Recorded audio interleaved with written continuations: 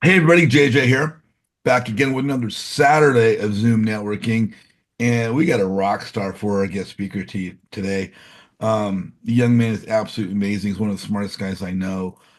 We met several years ago when I had started in my first educational program for real estate investment, and he was one of the key people in the program, and um, we became aware of one another. I followed up a little bit later. People said, you got to know this guy. And when I started doing my guest speaker roles, and I said, let me get this guy on as a guest speaker. Uh, he started as an appraiser. He is an investor, successful entrepreneur. He's been involved as a high-level coach with a major national education program for real estate investment. As a father, family man, and just an all-around great person. I'd like to introduce my good friend Erik Bee. Erik, how are you?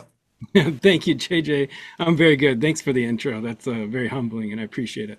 Oh, you're welcome, my friend. You lead by example, so it's a pleasure to have you on. Hey, for those that don't know you, where in the country are you located? Sunny San Diego here. Very fortunate to be right here in the sweet spot. There you So, go. Yeah, just a mile down the road from me here in Los Angeles. Hey, really quick, I don't want to spend too much time on it, but you've got a pretty extensive background in real estate, do you not? yeah, yeah, 25 years, man. I know everybody kind of flinches when I say that because it's true, and I got started young. And you started as an appraiser? Yeah, my dad's a real estate appraiser. He's on his twilight years. He's kind of like senior review appraiser now. My older sister's a commercial appraiser, and my younger sister's a power broker in Keller Williams. So we are a real estate family here. There you go. There you go. And you and I met through one of the major education programs in the country, and what I do is networking. And I guess early on in my time, 8 years ago, I had kind of when I started my networking journey, was able to gather some headway and visibility early on to get recognized by the powers that be, I guess. Yeah, you could say that. Yeah. Yeah, it was it was remarkable to meet you and see man, just how much momentum can be created with a network of people and how you just harness that. It was wild and look at here. I mean, how many years later?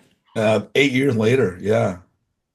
Still Yeah. going strong and, getting to know people through, Pace Morby, Jamil Damji, a number of people on the landscape that are now very well known and play significant role within the real estate investment education community. Hey, Yeah. your topic today is going to be mastering seller conversations. Let's jump into your topic, man. I know it's going to be very, very interesting, and people are learning how to, dealing with sellers. What's the best way to master those conversations?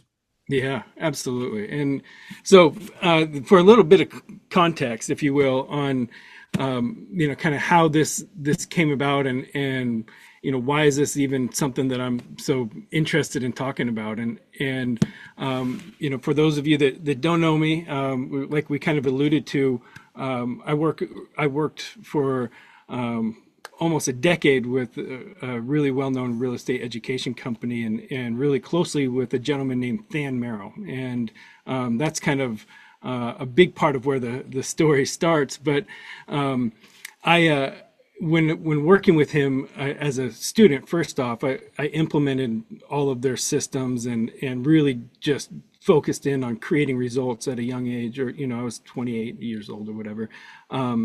But when we got rolling and we had a lot of success right out of the gate, Than pulled me in to be a coach. And I never thought about being a coach before, but it was just kind of a great way of networking with high level people. That was really the investment that it was all about. It was just like, man, how can we, I want my business to look like their business. And if I can be close to them in any which way, I want to do it. And so the original coaching program of Fortune Builders was all donation. No coaches were paid. We all, that's the truth. None of us were paid. We all donated our time. And that was the real magic to the seed of that community at the very beginning. And it was really kind of the rocket fuel that made it amazing. Obviously, there's some story to it how that didn't always exist in that community. However, the seed of it was really awesome, and because there was, he got all of their success story people and brought them in as coaches, and we all leaned in and we all coached, and we made it really really fun, and we pulled we're just pulling people up into results, and it was a fun thing to do. So long story short, I got recruited by Than down to San Diego from where I was born and raised in my business in Seattle. So that's where my whole family is, and everything. I'm from Seattle. So in 2013, I got Than pulled me down to San Diego when they were reinventing their whole business from their move from Connecticut to San Diego, and they had to rebuild everything. And so they brought me in to run all of their direct to seller marketing and direct to seller acquisitions Aha. for their CT Homes, their investment company. Okay. And then also train their top level students exactly what we were doing in CT Homes, which is like the incubator of results. Okay. And it is a really cool concept and business model, because everything that we were teaching was based on one business that was succeeding. Okay, CT Homes. Okay, and so I was running all of the marketing, direct to seller marketing and acquisitions for that. So it was a cool position to be in, because I had an unlimited marketing budget, and I had pretty much unlimited resources to just excel, to get close deals as much as possible. And so, and the best technology and, coaches, Than, right by my side to make it all happen. Right. And so that was like a dream job. And so we moved down here, and I did exactly that for 7 years, and loved every bit of it. But there was a lot of pressure on me to not only perform, to show that their systems work, but then to teach it and make it scalable and systemize it and make it cutting edge and make it the best it could be for our student base.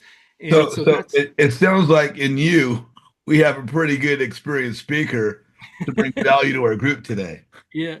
So we would do about 100 transactions a year, okay, here in San Diego County. That's the pace that we were running as a team here in CT Homes. And so all of that, to achieve 100 transactions a year, you have to be extremely efficient. And not only efficient, but you get a lot of at bats, and you figure out what is working and what's not working reliably. And so that was my black belt. So I lived for a long time not only doing 100 transactions a year with my own two hands and a team, but then teaching it on the weekends. So I got to mix my love of real estate. I'm a deal junkie, adrenaline guy, with teaching. So that's like my background in how I do what I do. So So let me ask you something. mhm, So the background extremely impressive. You've paid your dues. You worked alongside some giants in the industry, have the opportunity to teach what's being applied. mhm, Um, but now as we talk about, seller conversations and mastering seller conversations, for those that are new, what is a seller conversation yeah, and why is mastering that important? yeah, yeah. So I'm so glad you kind of brought it here, because what I found, not only in my own experience through this journey, but I had the vantage point of working with an audience of students. Okay. And so every student is its own little, investor case study. Right. And so as a coach, I really got to see where the struggling points were. What was happening? What was the difference between this person picking up and getting results, and this person struggling, this person failing, and all that? And so I got a really intimate, close vantage point to that. And I can tell you from what I saw was a lack of sales skill, and a lot of people just struggle with communicating with sellers confidently. Okay. And if you guys are on the line here, type in a number one or a yes or why or something if you struggle or have ever felt awkward having a direct to seller conversation. Okay. If you're on this line, Here if they you've never come. had one, you know exactly what we're talking about. Yeah. Okay.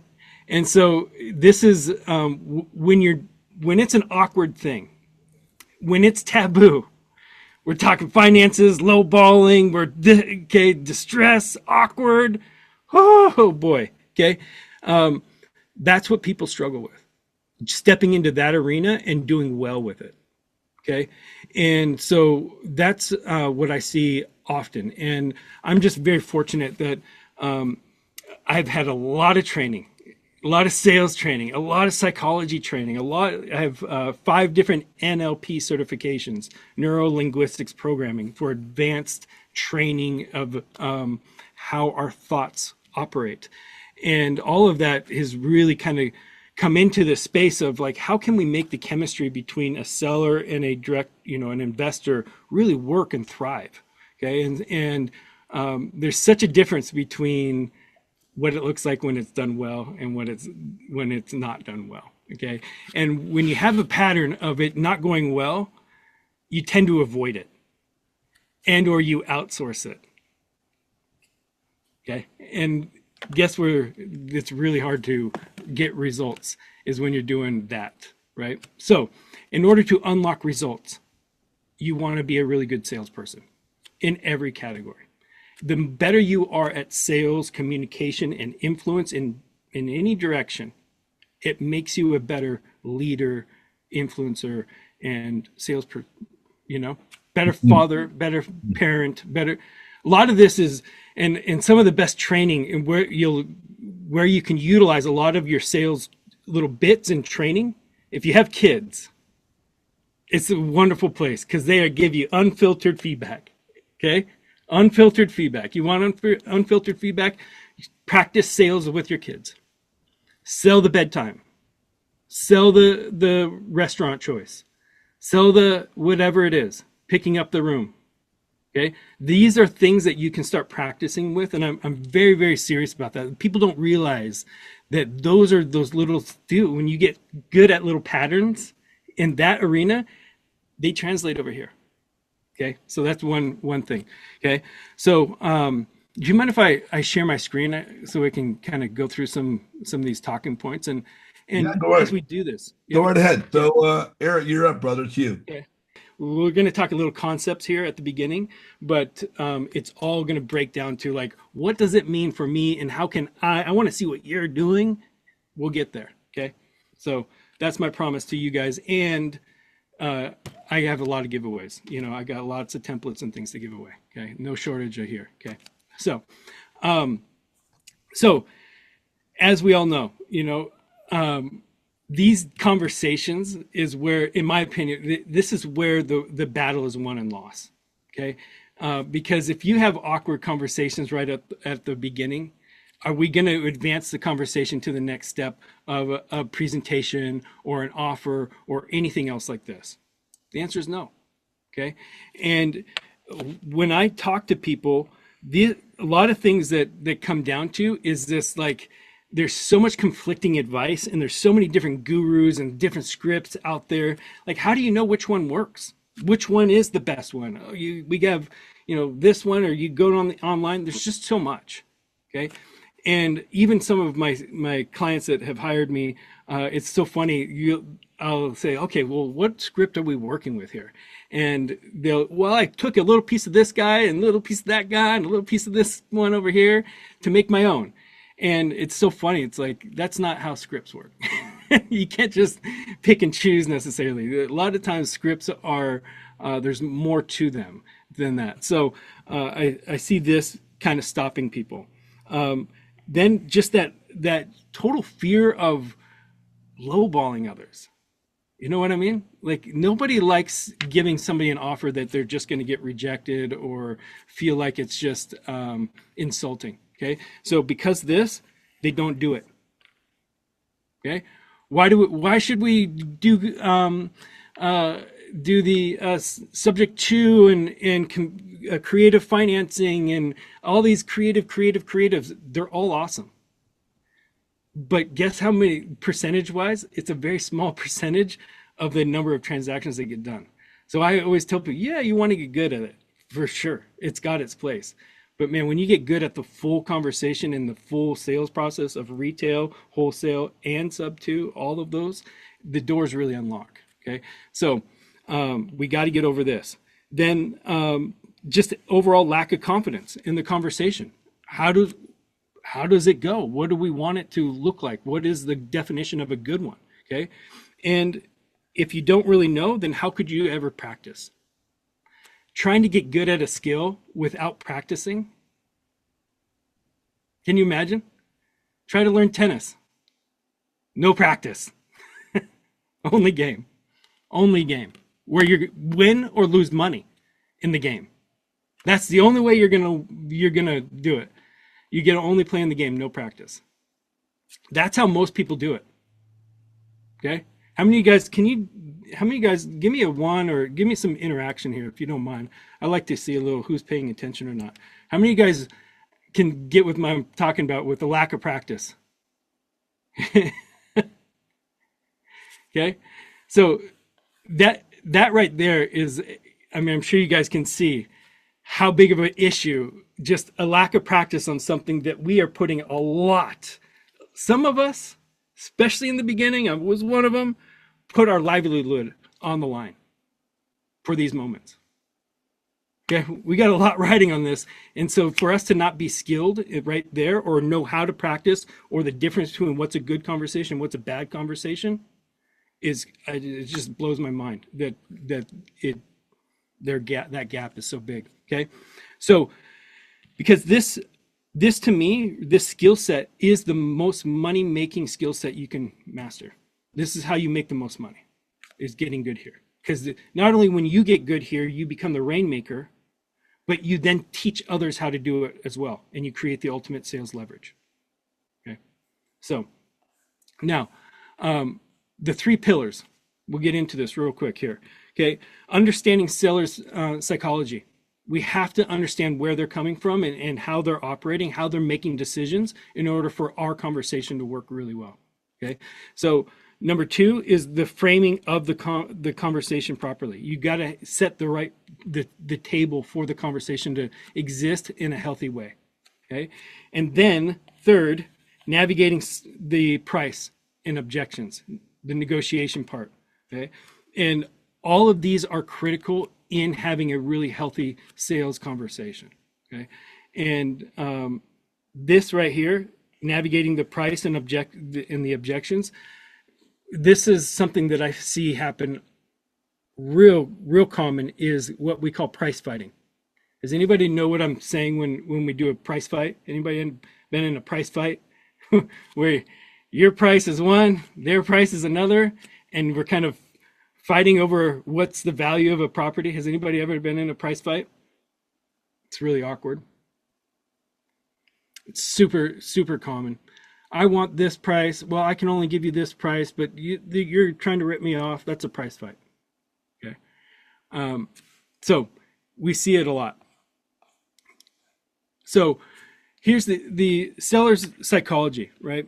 The biggest thing is to understand is how emotional these big decisions are. Even when they seem like they're not emotional, they almost always are. Okay, so when there's this layer, it's because they're usually guarding something really important. So we have to have questions that break through this. And that's why we concentrate on all of our trainings and everything that we do with the quality of your questions. You have to have really high quality questions at each stage that make them emotionally connect with where they're going and why we're doing this.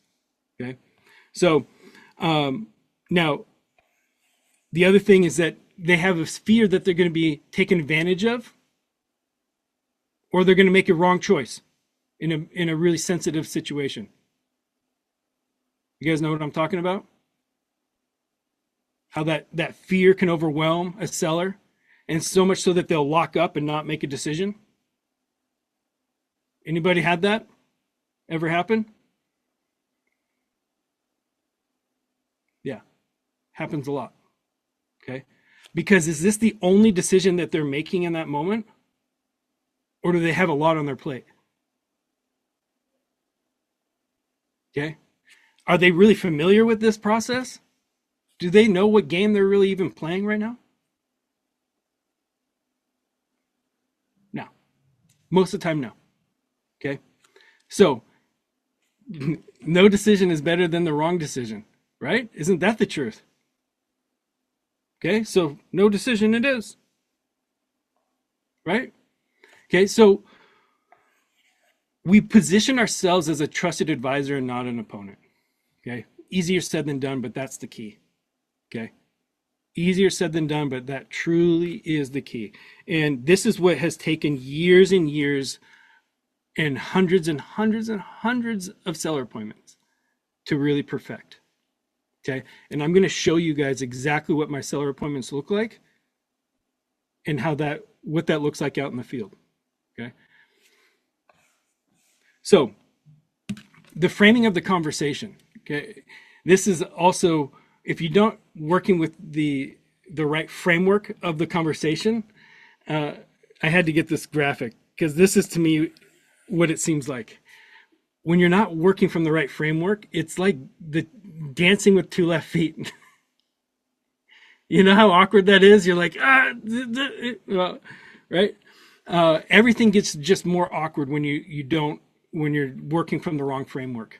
And so when you do this and you feel this awkward dance waltz going on, you're less likely to continue to do those types of conversations. And they just have a predictable ending. Okay. So, okay. We're rejected. We don't want to get rejected. Okay. We need to switch from the lowballing to problem solving. Okay. And how many of you guys are familiar with this? I mean, this is pretty simple or basic, right? Okay, good. Okay. I'm glad this should feel relatively elementary here. Now, there is a difference between doing it or understanding it and actually doing it and applying it. Is that right? Okay, good. Because that's what we got to bridge the gap on. Okay, so how do we really, really achieve this stuff? And anybody ever had this one, right? I need to think about it. Of course we have. It's one of the most common. So it's our job to unroot that and understand it better. Okay, that's the beginning of a greater conversation. Okay, just to be clear. So we're going to talk about how we do the framework. Okay, and as we do this, the people that understand how to monetize every lead, how to position this correctly, how to negotiate, they're the ones that get the deals. Okay, the people are the best negotiators. Now, a lot of times these people, I see people, they'll blame marketing. How many of you guys have ever been like, I mean, these leads just don't, they want too much. All these leads, they just want retail. I hear that a lot. Anybody ever feel like that?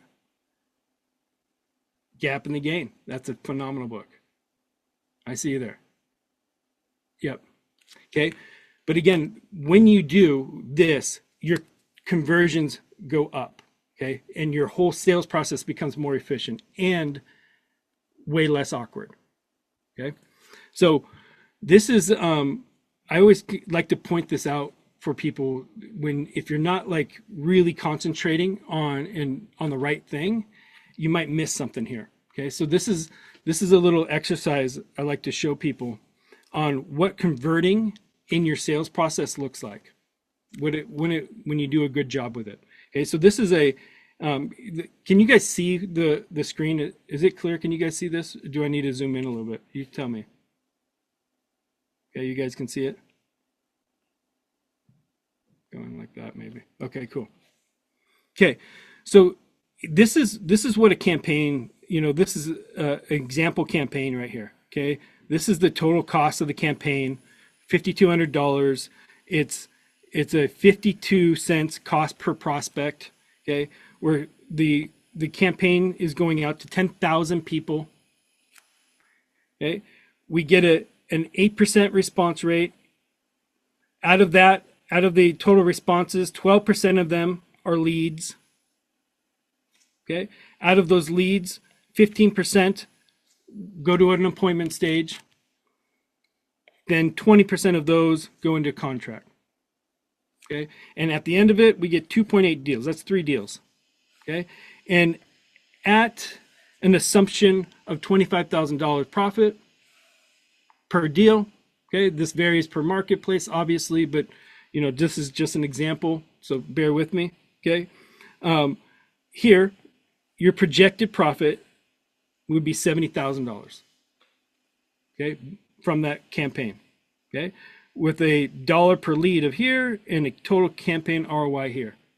Okay, how many of you guys would be pretty happy with that? I mean, who wouldn't, right? It's a massive ROI. Okay, now, if you go and concentrate on one spot within your sales funnel and improve this one spot right here by 10%. Okay, same, everything else is the same 10,000, same 8%, same 12% here, but we actually really sharpen up our conversations with those leads. We go from okay to dang, pretty good. We make a step up. We do a 10% improvement. Okay, 10% right there. Everything else be the same, equals 5 contracts. Same percentage all the way through. So with a net gain of about $50,000. Okay, from the previous example. This is where a lot of people lose the game. Right here. This spot.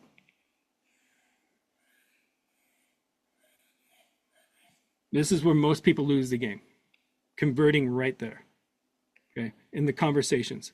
Okay, so this is like, how's your cold callers having the conversations? How's the prospecting conversations? How's the lead management conversation? How is the closing conversation? That's what this is right here. Okay, and if you were to make just a 10% improvement here and a 10% improvement here and a 10% improvement there, you get the point. It's massive. Okay, now this is just the one campaign that we're looking at, but what if you just took that same 10% improvement in your sales process right here over 12 months? You went from this 15% to 20% over 12 months.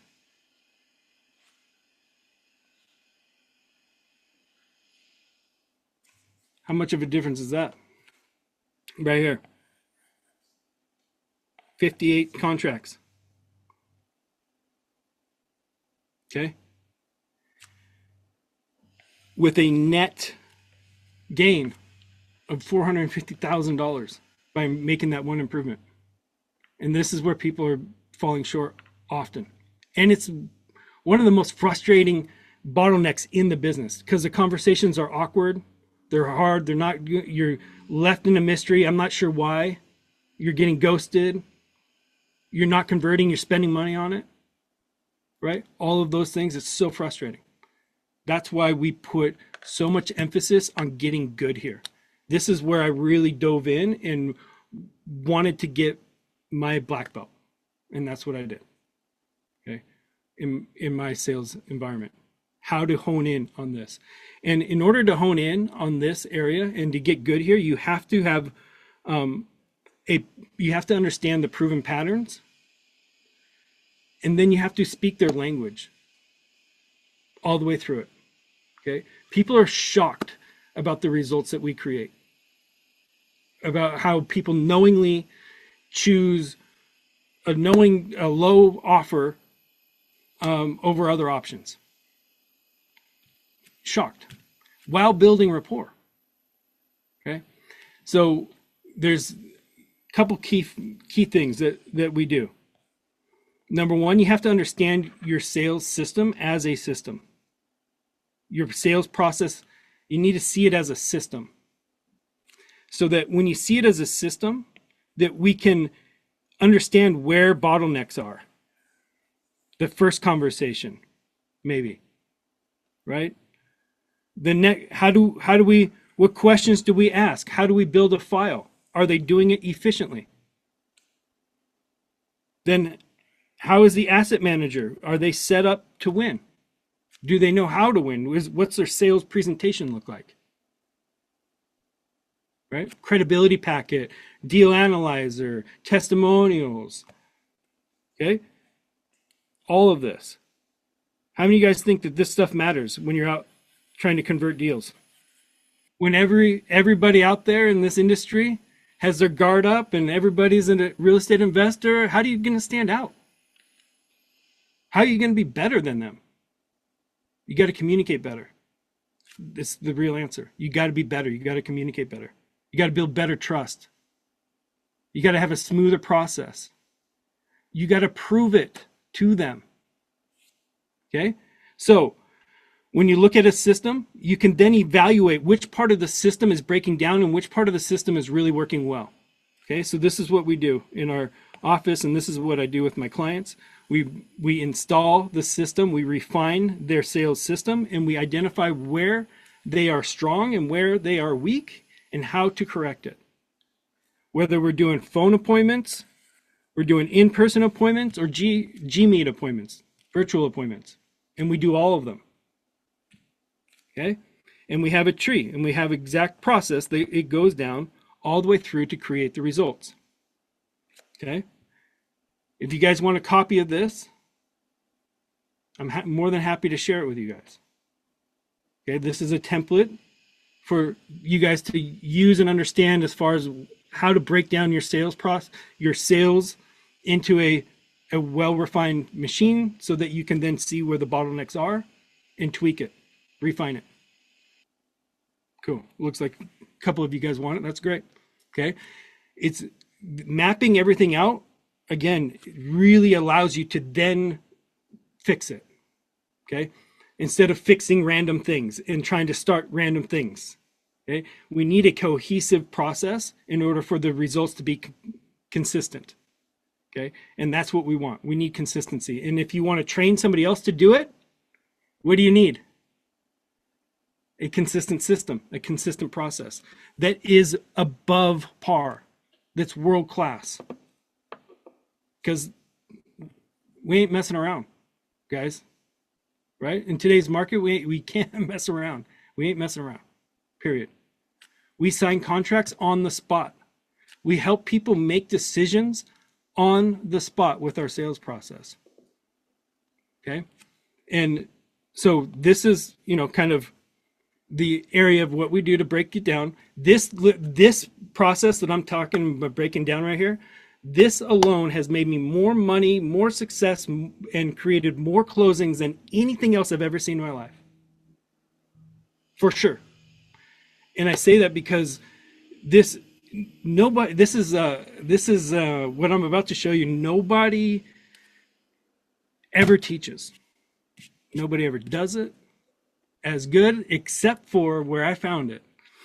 And that's the top performing real estate agents. Man, when I opened my eyes to what a true top performing real estate agent's business looks like, it was so much more refined than anything that I had seen in the investor space. It was embarrassing. It was embarrassing. Okay? So I studied top performing real estate agents that do hundreds and hundreds and hundreds of transactions year after year after year and have done it for a long time. There's those people around. Okay. When I freaking saw that and saw the way they were playing, dude, my whole level went up. I was like, oh, you're only as good as who you compare yourself to. How many of you guys know that that's the truth? That was the realization. Okay.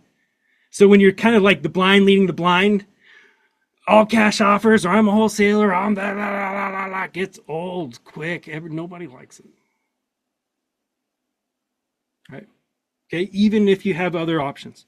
I do have an academy just so we can get this out of the way. Okay, so if you guys if this is something that these topics and what I'm talking about, if this is interesting to you and you want more information, we can talk about this. But this is where I work real closely with teams, individuals, whoever, on how to structure and optimize your sales process so that you will win no matter what your exit strategy is. Wholesale, rehab, buy and hold, sub two, doesn't matter. You got to be good at sales, and this is what we do. And we sit down and we break it all down. So, anyways, there's a lot and more to that. So, and it's the one thing that I'll tell you right now and how I operate. It's me. I don't have a coaching staff. I don't do anything else like this. I work directly with my clients. I review the calls. I do everything. This is something that I'm very passionate about, and I'm not trying to be a guru here. This is my lane that I love, and I teach people how to get freaking laser sharp here. Okay, so here's what a seller presentation looks like. This is all done on my iPad. This is what a real seller presentation. This is how I do it. I do it on my iPad. So what you guys are seeing right now is, imagine this in the field. Okay, so what I transitioned from, you guys probably seen the good old days of how we present offers and all of our comps and paperwork. You guys know the drill, right? How prepared are you, right? You guys know. Have your contracts ready. You got to have all that shit. Okay. Been doing that my whole life, but I also realized the limitations of paper, the inefficiencies of things, and man, you have your printer bog up on you before a nice juicy seller appointment. Every guys seen that Office Space where you want to just hammer that printer like, I need 10 more comps to come out of you, I'm late already. Okay, out of those moments, this system was born. Okay, and all the other inefficiencies of paper that we all know. Okay, so that's what this looks like, and this is now how I operate with my seller presentations. So it's really cool because it operates just like paper. So I can write on this and write in the field. Okay, so this is my first inspection form.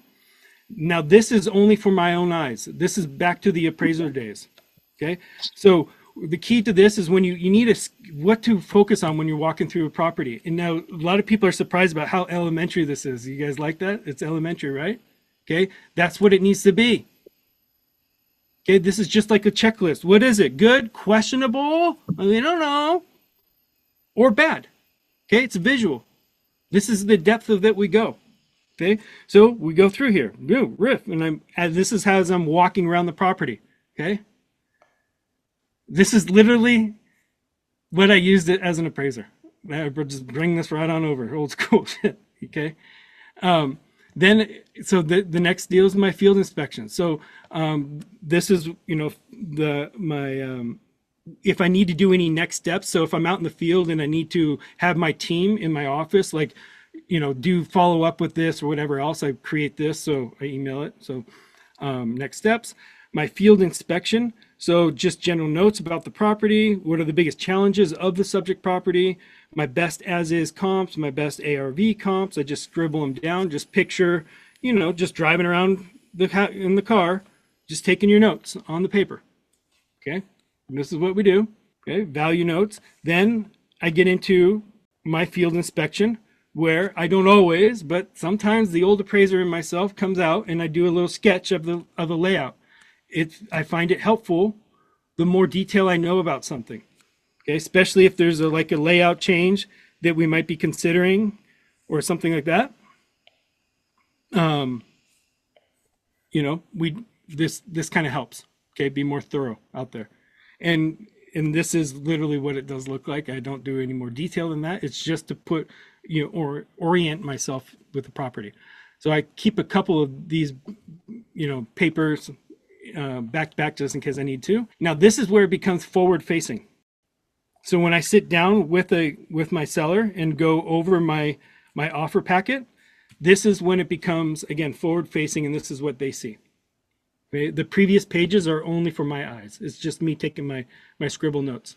Okay, so now the beautiful thing about this is that because it's digital, I can take a picture of the subject property as I'm walking up to it and just import it right there on the cover page. Next is I go over our team. So one of the things that I am very, very clear and upfront about is my real estate agent that we work with, part of our team. Okay. So I always like to flex that the retail avenue is always on the table with us. Okay. We go through, I talk about my team, and because it's on the iPad, I can circle certain things. I can, highlight whatever it is I want to on here. I talk about our external team, our title, escrow, all of our professionals that we work that make our world go round. Then I have a little bit of the testimonials about what clients say. And I always love to highlight the testimonials that might be able to relate to their current situation, if that makes sense. Just like one of my clients right here. Ding. Okay. It's always nice when you can do that. Then after we go through there, then we get into the subject property. I walk them through my full analysis. Now we're going to get into numbers. Okay. So we talk numbers. Number one, the subject property. We go through and we highlight the key information about the subject property, and we identify if there's any discrepancies. Oh, this says it's a 3-bedroom, 2-bath, and I see it's a 4-bedroom, 2-bath. Tell me about that. Okay, and we know what to do, generally speaking, I hope. That means that there is an unpermitted add-on or whatever else. So, but we go through the subject property. We know how much they owe, how much all of this. We go through this with them to set the stage for then when we go through the comparable properties. So now I teach them how I came up with my opinion of value. Okay, because right now we're in the part of talking about value. So I go through and I show them exactly the comps that I used to determine what my opinion of value is. And you can see I show them the map with an abbreviated view here. Then I go through the full subject display. I mean, you guys think that being transparent builds trust with your clients. So this is what we do. We highlight certain things. We go over it, just like any good old appraiser would do. So after we go through the comps and we talk about why the price variants are the way they are, then we go through to what an offer looks like for us. Okay? And when we meet with our clients, we discuss the options through a client net sheet that shows them what they would net in all three options that we're going to discuss. But first, before we get there, we have a calendar here. Okay, so we can start talking about timelines. What really matters when we're making a decision about our property and selling it? How many of you guys believe that timing is critical? How many of you guys think that the timing will adjust which strategy makes the most sense for them? Obviously. Their circumstance dictates how urgent their timeline is, and the solution that we need to craft needs to abide by that, right? So we go through and we identify, okay, here we are. Okay, if we were to accept an offer here, we could probably get it closed earliest there.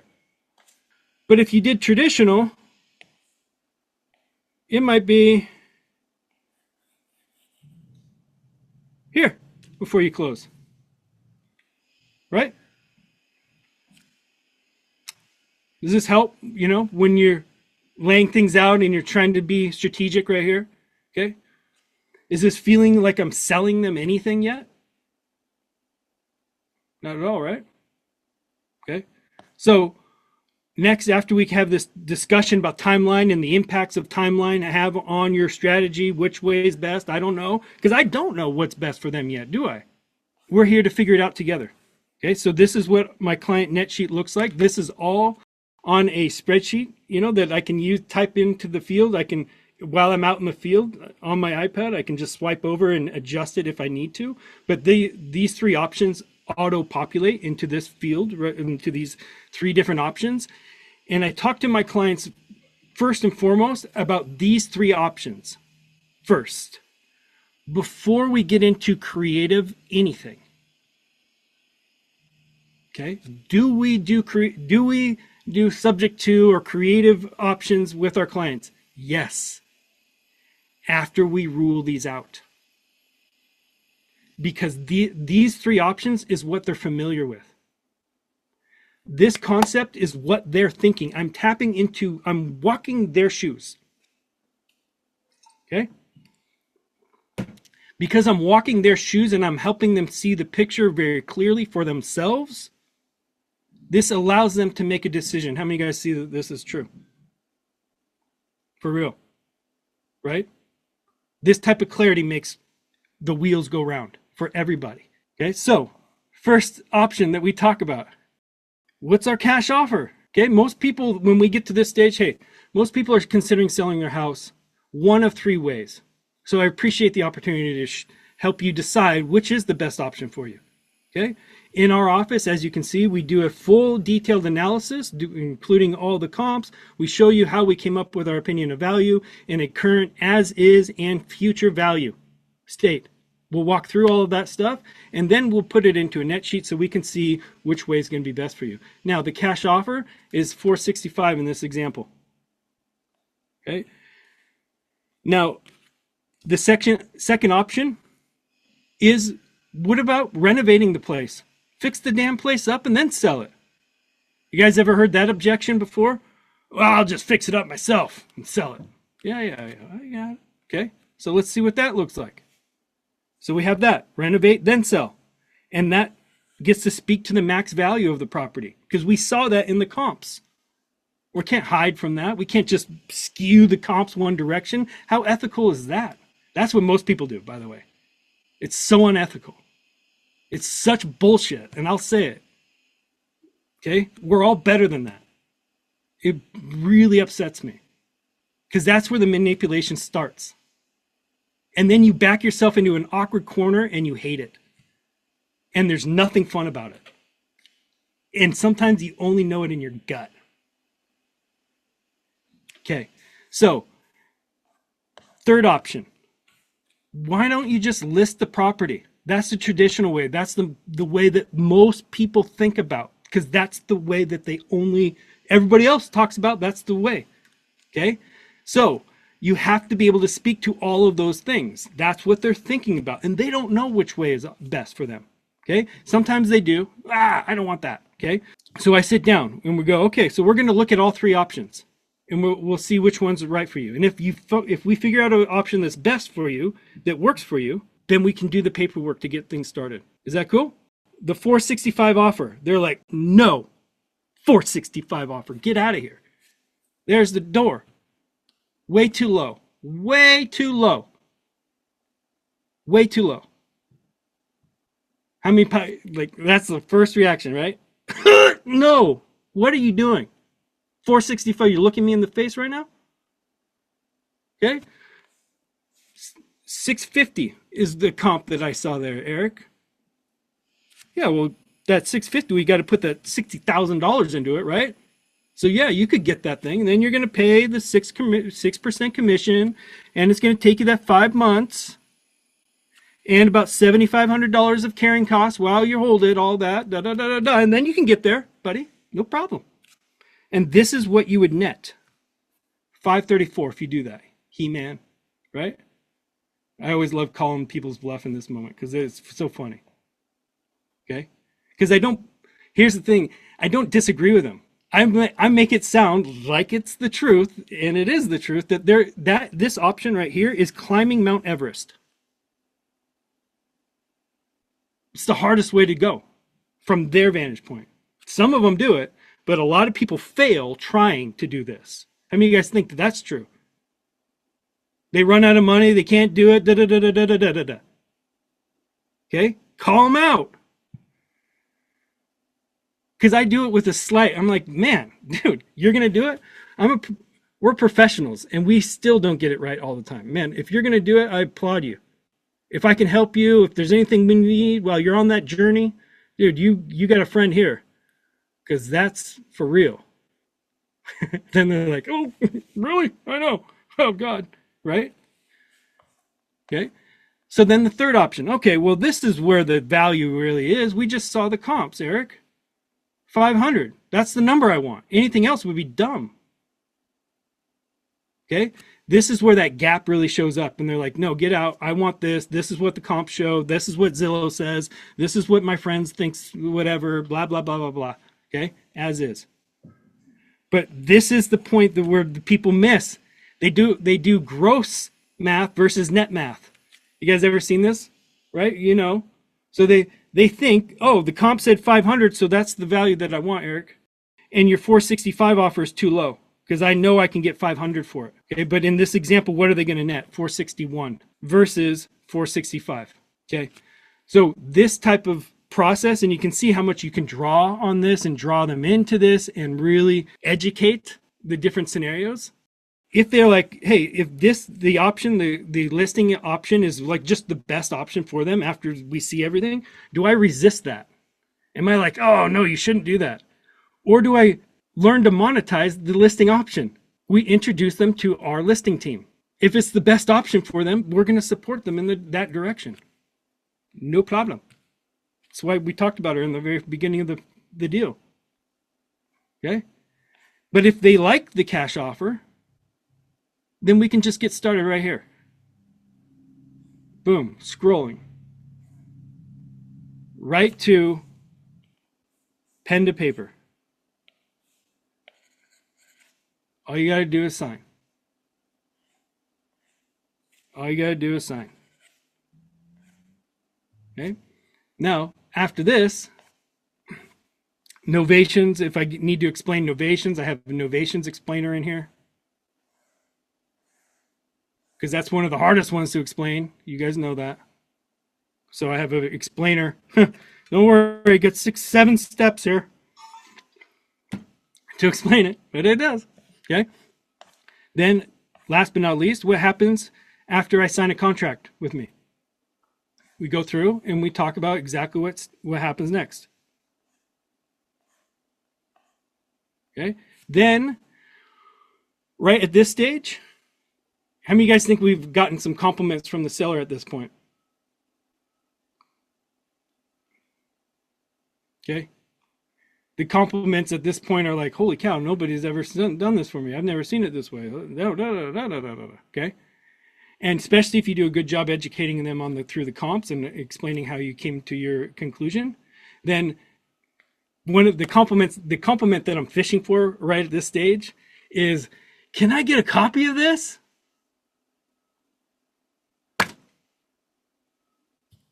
Because then I get to smile at them and be like, heck yeah, man. Boom. I get to hit send. I get to dictate which pages I want to send to them. That's why I love this program. I don't just send the whole note to them. If there's only 3 pages that they need, if it's 5 pages, 20 pages, whatever I want to send them from my presentation, I can hand select the pages that the signed purchase and sale agreement, the cover page, the net sheet, the comps, whatever they need, and I can send it to them right there on the iPad. By the way, we can also CC title and escrow. How many of you guys think that that's a good idea right then and there with a signed contract? So this is what professionalism looks like with speed, efficiency. All of this is drag and drop. All of this is templated. All of this looks at the level 10, but it's faster than the average and more reliable. Okay, so this is the type of refinement that I work with my clients on, that we really bring to the field to perfect so that we win. Okay, and all of this is super flexible, and the key to all of this is being flexible so that you can navigate a sales process into a subject to, into a cash, into a retail. You have to be flexible that way, and then prepared in that moment. Okay, because when I go there, and if it's a short sale, I have all my short sale documents on my iPad. I have my authorizations on my iPad. Any document that I might need to get to the finish line in that moment is all on my iPad right here. Okay, in a supportive way. Okay, so anyways, I know I've covered a lot. I don't mean to be so long-winded, you guys. Hopefully this made some sense. and I'm sure you guys have some questions. I'm happy to answer your questions. Um, let me let me know if this was helpful or if this made sense for you guys. Naomi, you were on with Eric B. What's your question? Hi, so I'm a fellow NLP enthusiast as well.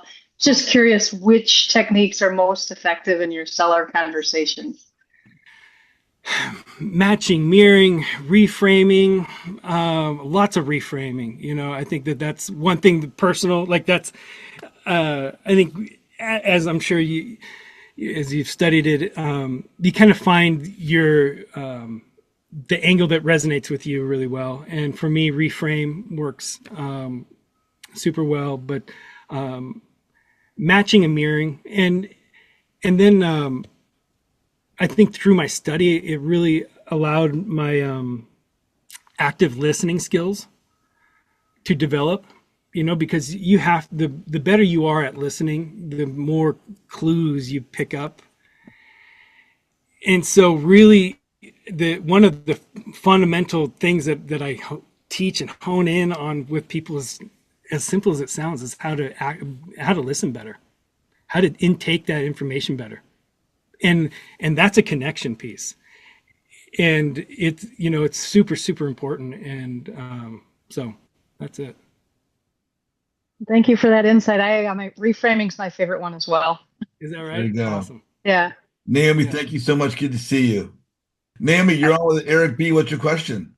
Eric, oh my God, I loved this presentation. If anyone ever wonders why this is called JJ's Mastermind, it's because you give mastermind interviews. This particular one, I feel like was a 3-in-1. Like this was on EQ, right? Emotional intelligence, KPIs, and communication. And you did this in a short period of time. And I just wanted to commend you on that because what you're basically saying is that we need to be human.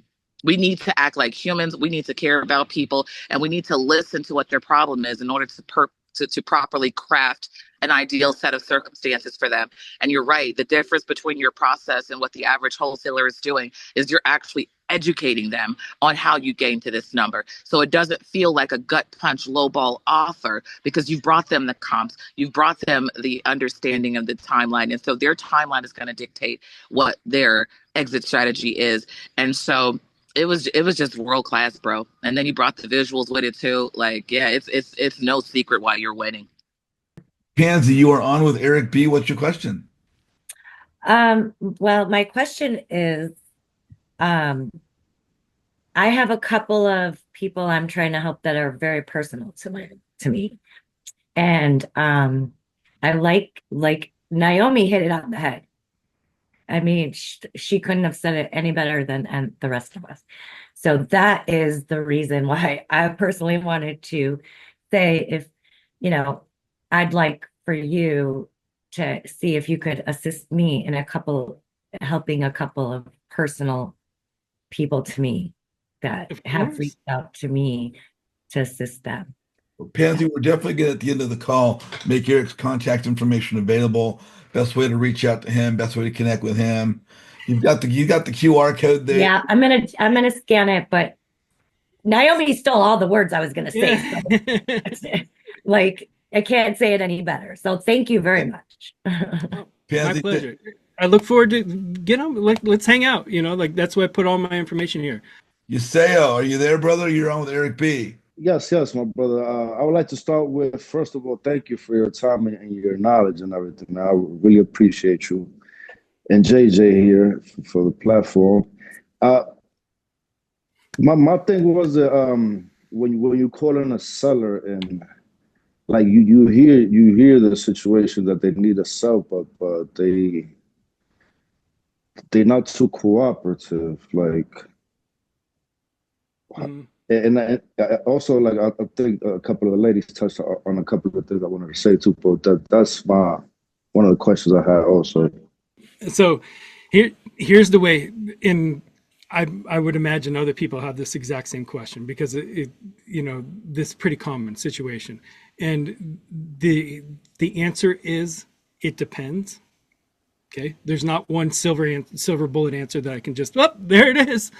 Okay, what it takes to understand is to listen to it. Okay, so the most important thing, in my opinion, that I do with my clients is to listen to calls and break them down so that we can learn from them. Okay, because there's almost always tonality.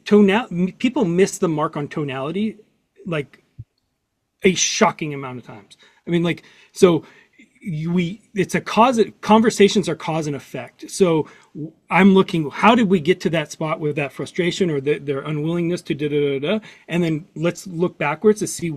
Let's change our approach to get there. Okay, so that's the biggest thing, is that you have to review the tape and be willing to be like, okay, man, I need to approach this way or that way, or I'm missing the mark here. Okay, and so much of it is not only in the words but the tonality. So man, if you want to share a call with me, if anybody has recorded calls and you want feedback, man, like, that's what it really takes. You got to look at the play. You know what I mean? You know, there's the sports analogy here, which is the truth. Can you imagine, as a player, going to ask your coach, hey man, how do I fix this part? The shot just wouldn't go in, without the coach ever seeing the play. It's like, dude, come on, right? You got to see the play. You got to not only see the play, you got to know the play. You got to know it really, really well to give the good advice. So anyways, that's the deal. I'm happy to listen to calls. No, I appreciate you, my brother, for that. And I'm going to add you on Facebook. So, and I'm going to definitely have a couple of more questions. So I'm going to definitely reach out. Appreciate you again, brother. Sophia, you're on with Erik Bee. What's your question?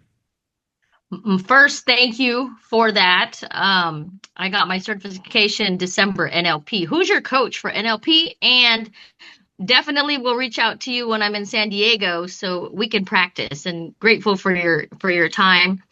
And those resources that you shared, is that available for us as well here on the Zoom? Yeah. You can hit that QR code for my script, and then if whatever other resources, meet with me. Get on my calendar. Let's hang out. We share. Awesome. Thank you. There Of course, you go. that's how I like to operate, just so everybody hears it. I mean, like, I'm happy to share, but it's going to cost you the connection. I like JJ's. Oh yeah, of course. You know what I mean? Like that's how it is.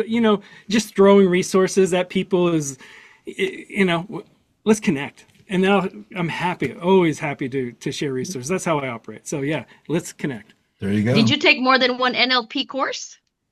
Yes, I did. And although my wife really took it to the top level, so she really, I'm just trying to keep up with her. Honestly, she's the real ninja on that. That's department. awesome. Thank you for your time.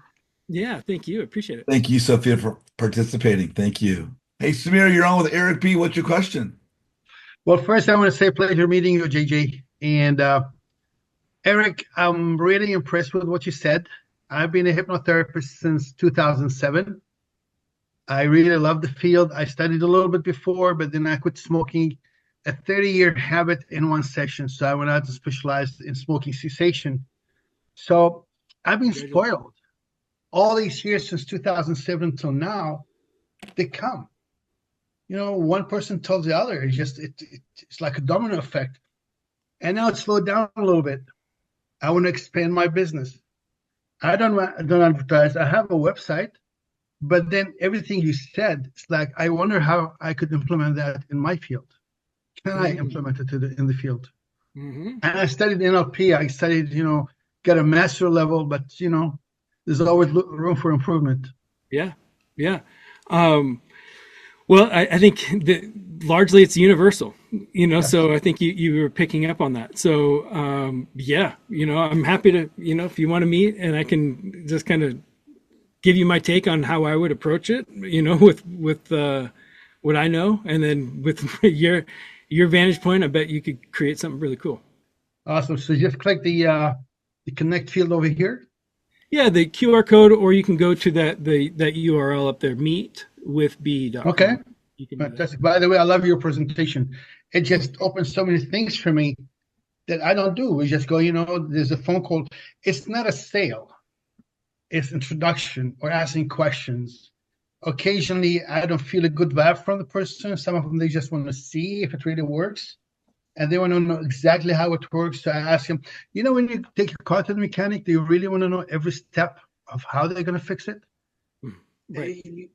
So I feel that these people are like, they're not really interested. So they could be competition. Mm-hmm. But people who are interested, they just come in and say, how much is it? How would you do it? What's your success rate? And boom, it happens. Now, Samir, I'm going to suggest that you connect with me. One, take Eric's website, meetwithb.com, scan his QR code. But one thing we talk about in our group every week, 3 times a week, is how to present ourselves, how to build relationships. You don't market your business, you market yourself. So I'm sure you're not going to be available for every one of our Zoom calls, but start to participate, start to meet people in the group, because what we do is we help one another with our pitch, our I rap, love that. our I love elevator that. pitch. So come back again. Don't let this be the last time on, and let's continue to help you learn how to market yourself and your business. Thank you. Thank you. I'll text you later on. I'll call you. Thank you so much. Thank you. Thank Thank you, you for Eric. joining us. Good job. Of course, Amazing. thank you. Hey, Naomi, you're on with Eric. What's your question, girl? I was giving him his flowers his first time. I forgot to ask my question.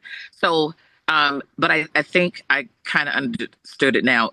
Would you say that the first call is kind of like a triage call where you're getting all the details and stuff, and then you do the walkthrough? I guess what I'm trying to figure out is like, what does the process look like before they get that beautiful pitch deck, so to speak, right? Obviously, the call comes in or the call goes out, or they become a lead. Do the cold callers get the pertinent details, then schedule an appointment for you to go out and do the walkthrough? Then you do the walkthrough and do the visual. How does that work? So what you just asked, is this a triage call? Then we have like a pre-appointment, then we have an appointment. Okay. Now everybody is a little bit different here, and there's an evolution to it. But I'm a huge advocate of a setter closer sales process. Okay. So a setter is when the lead comes into our office, they go through this conversation. Okay. And this is the discovery call conversation. And this, what you're looking at right here, this is on Wednesday, I do call reviews. So people turn in these calls and we go through and we listen to them and we break them down. And the highlighted lines are the lines that get hit. Okay. And then I orange the ones that are like, ooh, we missed that one. That was teed up for it. Okay. And then we get back expectation of value. Okay. Then how the 3 options, how we talk about that. And you can see here all the way to the appointment set. So this is how we set the appointment. Then once the appointment is set, is only then do we do the next layer of research and compiling all the documents that we take out into the field and or that we do via Gmeet or something like that. Okay, so this is right here. This conversation is the most important one right here.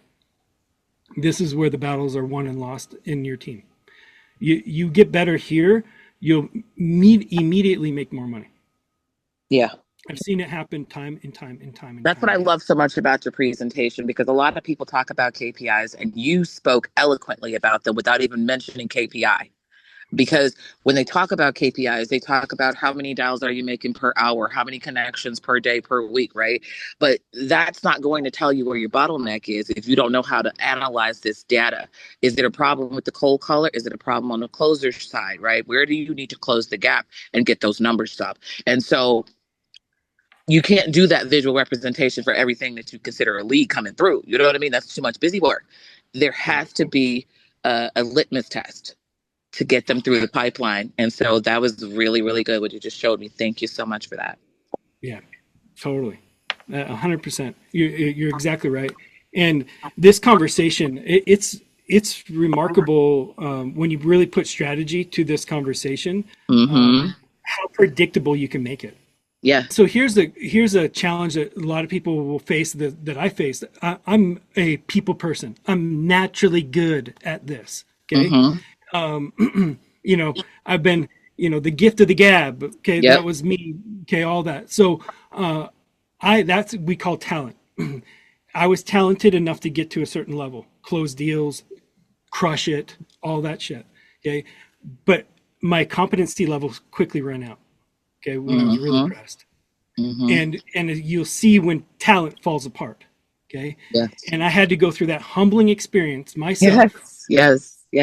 To then reinvent and understand what the heck I was doing that was working, and then be critical of the things that were not working and be willing to slough them off, and then take improvements from other people, other industries, whatever it was, to complete my package and work on me. Sounds like you're saying you were super intentional about self-development.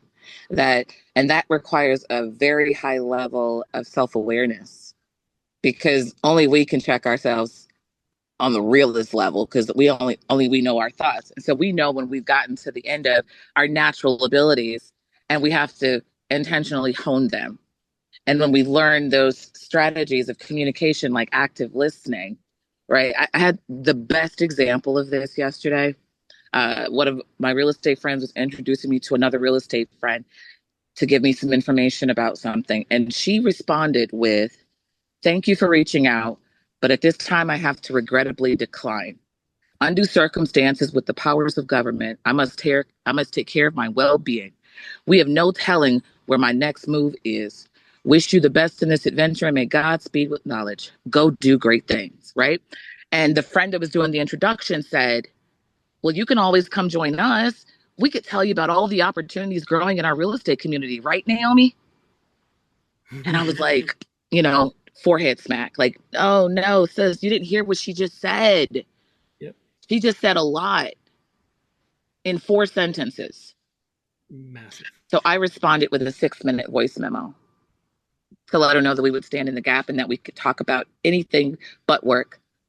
Let's talk about what you're going through and what we need to do to help you recalibrate, to reframe, because you're still a steely warrior and you're going through something, I can tell, and you're not alone.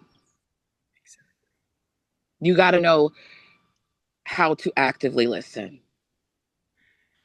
And so when my girlfriend saw that, the one who was doing the introduction, she was like, "Oh my God." I know she had like a, "Oh my God" moment. How did I miss this? Because she must have been alligator wrestling with this thing called life going throughout her day, right? She didn't catch it. She read the text fast. She saw the bottom part that said, "Go do great things." And she thought this was a good message. She scanned the text and missed the memo. So we have to be intentional about the listening process in order to help the person to meet them where they are. So you just broke that down so well in your presentation. Like I said, you gave a mastermind on emotional intelligence, which requires that self-awareness and being able to read the room, right? But then you talked about KPIs without saying KPI. That was dope. Like that's dope to talk about KPIs without mentioning the word. And the communication piece. The communication piece that I love that you said earlier was oh God, I just lost my thought. Never mind. I was talking too much anyway.